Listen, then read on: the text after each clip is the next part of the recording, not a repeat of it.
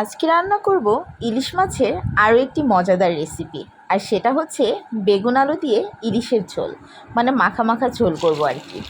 চাইলে আপনারা এই রেসিপিটা শুধু বেগুন দিয়েও করতে পারেন, আবার চিকন সাইজের যে বেগুনগুলো রয়েছে সেগুলো দিয়েও কিন্তু অনেক মজা হয়। তো আমার ঘরে বড় তাল বেগুন ছিল, ওটা দিয়েই আমি রান্না করব। তো প্রথমে 4 পিস ইলিশ মাছ একটু লাল লাল করে ভেজে নিচ্ছিলাম। আর ইলিশ মাছ ভাজার পরে এত সুন্দর স্মেল আসছিল। তো এরপরে বেগুন আর আলু একসাথে হলুদ মরিচ লবণ দিয়ে মেখে কিছুক্ষণ রেখে দেব। এরপরে এগুলোকেও আমি সুন্দর করে লাল করে ভেজে নেব। আর ভাজার পরে দেখতে এত সুন্দর লাগছিল, ইচ্ছা হচ্ছিল এখনই 2-1 পিস খেয়ে ফেলি। দেন পেঁয়াজ কাঁচামরিচ এগুলোকে ভালোভাবে একটু ভাজা ভাজা করে এগুলোর মধ্যে আমি মশলাগুলো দিয়ে দিব।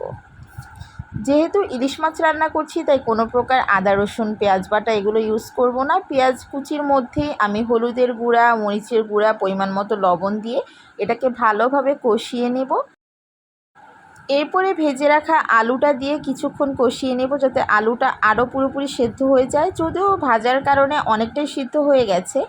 এরপরে বেগুনও দিয়ে দিব, প্লাস পরিমাণ মতো পানি দিয়ে দিব, যাতে পানিটা টেনে নেওয়ার পরে যতটুকু দরকার ততটুকু থেকে যায়। বেগুন আলুর ঝোল ফুটে যাওয়ার পরে ইলিশ মাছও দিয়ে দিয়েছিলাম। তো ফাইনালি আমার রান্না রেডি। দেখতে এতটাই মুখরোচক লাগছিল। এই বেগুন আলু দিয়ে ইলিশ মাছ রান্না কে কে পছন্দ করেন অবশ্যই জানাবেন।